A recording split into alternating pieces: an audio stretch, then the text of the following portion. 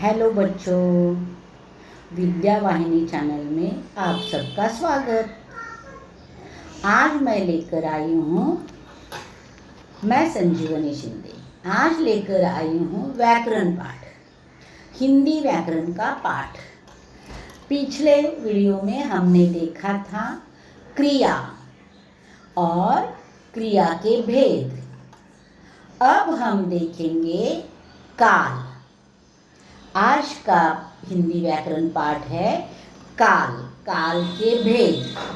काल के भेद के वीडियो 3 भाग में बनाए हैं। अभी हम देखेंगे भाग 1। भाग 1 में चलो हम शुरुआत करेंगे काल की जानकारी लेने के लिए। क्रिया के काल।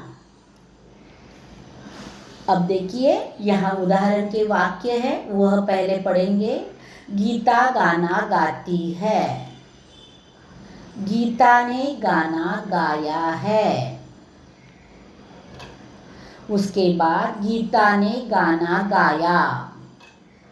उसके बाद गीता गाना गा रही है और गीता गाना गाएगी। इन वाक्यों में रेखांकित किए हुए शब्द देखो, गाती है, गाया है, गाया, गा रही है, गाएगी। ये सारे शब्द रेखांकित है। ये सारे शब्द यानी इस वाक्य की क्रियाएं हैं। तो कैसे क्रिया की डेफिनेशन क्या है?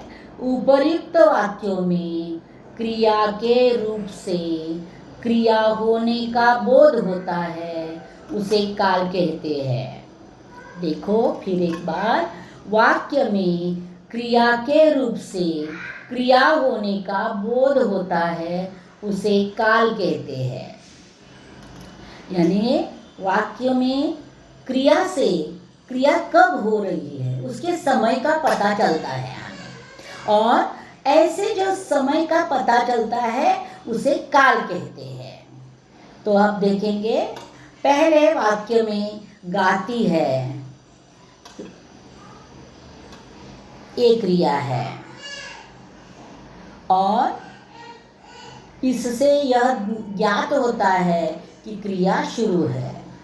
पहले वाक्य में गाती है क्रिया से यह ज्ञात होता है, ज्ञात यानी ज्ञान होता है, हमें जानकारी मिलती है हमें, अथवा बोध होता है कि क्रिया अभी अभी हुई है। दूसरे वाक्य में गाया है, क्रिया से यह ज्ञात होता है कि क्रिया हो गई है। तीसरे वाक्य में गाया क्रिया से यह ज्ञात होता है कि क्रिया भूतकाल में हुई है। चौथे वाक्य में गा रही है, क्रिया से यह ज्ञात होता है कि क्रिया अभी हो रही है। और पांचवें वाक्य में गाएगी क्रिया से यह ज्ञात होता है कि क्रिया होने वाली है। तो देखो बच्चों, गाती से पता चलता है क्रिया अभी हुई है, गाया से पता चलता है, गाया है से पता चलता है क्रिया अभी अभी हो गई है। सिर्फ गाया क्रिया से यह पता चलता है कि क्रिया भूतकाल में हो गई है, और गा रही है का मतलब क्रिया ना पूरी हुई है, ना खत्म हुई है, ना शुरू है। तो इससे पता चलता है कि क्रिया पहले शुरू हुई है, अब भी शुरू है, आगे कुछ समय तक शुरू रहेगी। और पांचवें वाक्य में गाएगी क्रिया से यह पता चलता है कि क्रिया आने वाले काल में होने वाली है। तो देखो बच्चों, इस प्रकार क्रिया के अलग अलग रूप से हमें क्रिया होने के समय का पता चलता है, तो उससे हमें काल पता चलता है। ऐसे काल के 3 भेद हैं। कौन कौन से देखेंगे? वर्तमान काल, भूतकाल और भविष्यकाल। यह काल के 3 भेद हैं। मुख्य 3 भेद है, लेकिन वर्तमान काल, भूतकाल और भविष्य काल के उपभेद भी है, उनको भी पढ़ना है, क्योंकि 5वीं से लेकर 10वीं तक की कक्षा में काल के उपभेद पूछे जाते हैं। तो हम एक एक करके देखेंगे। आज हम पहले देखेंगे काल के उपभेद कौन कौन से हैं। वर्तमान काल। वर्तमान काल में सामान्य वर्तमान काल, अपूर्ण वर्तमान काल और पूर्ण वर्तमान काल। यह वर्तमान काल के 3 भेद है। दूसरा है भूतकाल। भूतकाल में सामान्य भूतकाल, अपूर्ण भूतकाल और पूर्ण भूतकाल, ये 3 भेद है। तो बच्चों याद रखना, वर्तमान काल के 3 भेद है, सामान्य, अपूर्ण, पूर्ण वर्तमान काल। भूतकाल के 3 भेद है, सामान्य, अपूर्ण, पूर्ण भूतकाल। अब बचा तीसरा भेद, काल का तीसरा भेद भविष्य काल। बच्चों याद रखना, भविष्य काल के 3 भेद नहीं हैं। किसी किसी ग्रामर की पुस्तक में, व्याकरण की पुस्तक में दिए हैं, उसको मत पढ़ना। भविष्य काल का एक ही भेद है, सामान्य भविष्य काल। लेकिन बच्चों यह भी याद रखना कि अगर भविष्य काल का वाक्य और सामान्य भविष्य काल का वाक्य एक ही होता है, अगर आपको कभी परिवर्तन करने के लिए बताया गया कि इस वाक्य का भविष्य काल में परिवर्तन कीजिए तो वही होगा, अथवा यह बताया गया कि ये इस वाक्य का सामान्य भविष्य काल में परिवर्तन कीजिए तो भी वही होगा। तो चलो बच्चों, अब हम देखेंगे वर्तमान काल के भेद, उनकी पढ़ाई करेंगे। वर्तमान काल का सबसे पहला भेद है सामान्य वर्तमान काल। सामान्य वर्तमान काल किसे कहते हैं? क्रिया के जिस रूप से यह पता चलता हो कि कार्य बोलते या लिखते समय होता है, उसे सामान्य वर्तमान काल क्रिया कहते हैं। यानी क्रिया का रूप जब हम लिख रहे हैं अथवा बोल रहे हैं, तब क्रिया हो रही है, चल रही है, यह पता चलता है, तो सामान्य वर्तमान काल उस क्रिया को कहते हैं। उसके उदाहरण है, राम शहर आता है, माँ खाना बनाती है, शिक्षिका पाठ पढ़ाती है। इस प्रकार ये सामान्य वर्तमान काल के भेद है।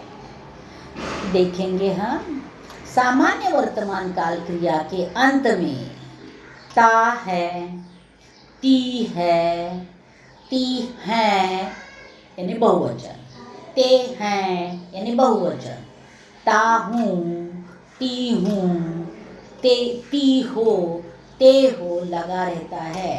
क्या मतलब देखो बच्चों, ये ता ती ते ऐसा क्या दिया है, ऐसा आपको लगेगा। तो क्या है बच्चों, देखो, करता है, रखता है, खाता है, पीता है, सोता है, सोती है, सोते हैं, सोती हूँ, सोती हो, इस प्रकार। यानी क्रिया को ता ती ते और आगे है लगता है। क्रिया में अंत में ता ती ते और अंत में है लगता है, तो वह वाक्य सामान्य वर्तमान काल का है, यह याद रखना है।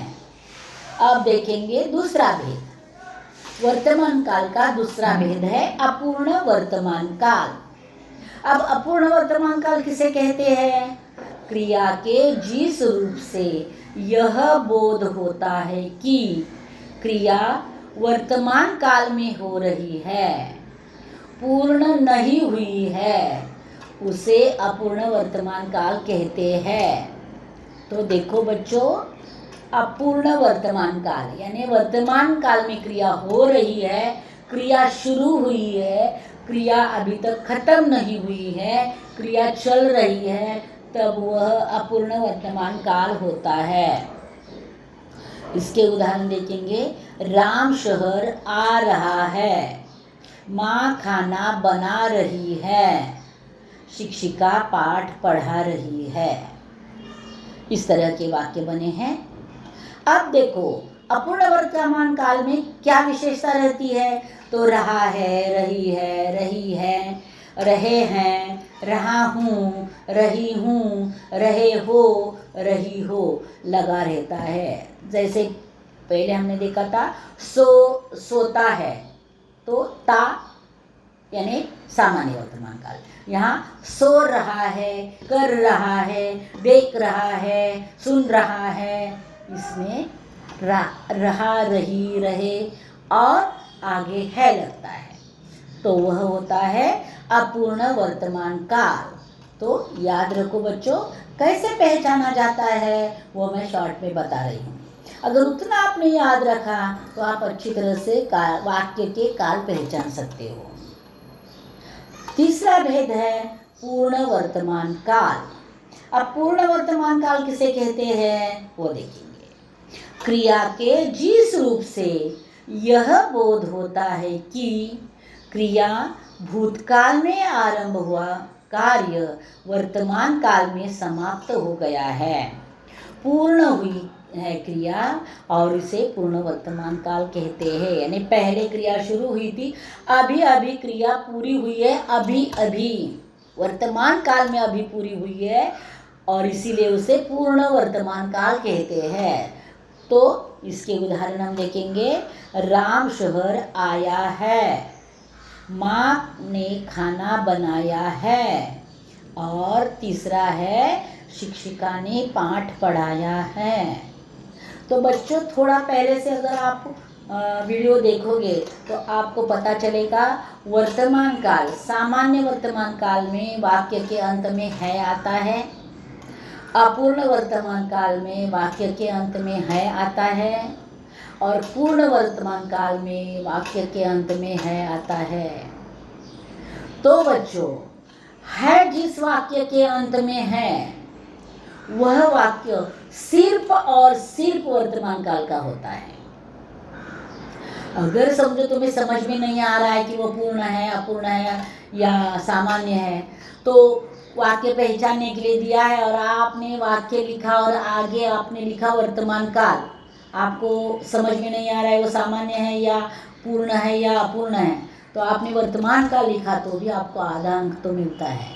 इसलिए वर्तमान काल का चिन्ह हमेशा याद रखना है, वाक्य के अंत में है होता है। तो देखेंगे पूर्ण वर्तमान काल में अंत में क्या होता है। पूर्ण वर्तमान काल की क्रिया के अंत में प्रायः आ है, या है, ई है, ए है लगता है। का मतलब जैसे पहले मैंने दोनों का समझाया वैसे सोया है अथवा खाया है, अगर बहुवचन है तो सोए है, इस प्रकार, अथवा स्त्रीलिंग है तो सोई है, इस प्रकार अंत में है, लेकिन याद रखना है जरूरी होता है, तो इसे पूर्ण वर्तमान काल कहते हैं। तो बच्चों आज हमने देखा वर्तमान काल के 3 भेद, वर्तमान काल, भूतकाल, भविष्यकाल, और वर्तमान काल के 3 भेद, सामान्य वर्तमान काल, अपूर्ण वर्तमान काल और पूर्ण वर्तमान काल। इस प्रकार आज हमने वर्तमान काल के भेद देखे हैं। बच्चों आज यहाँ हम रुकते हैं, अगला वीडियो लेकर जल्दी आऊँगी कि काल भेद का दूसरा भाग, काल भेद का दूसरा भाग लेकर जल्दी वापस आऊँगी। तब तक इंतज़ार में रहना। धन्यवाद बच्चों।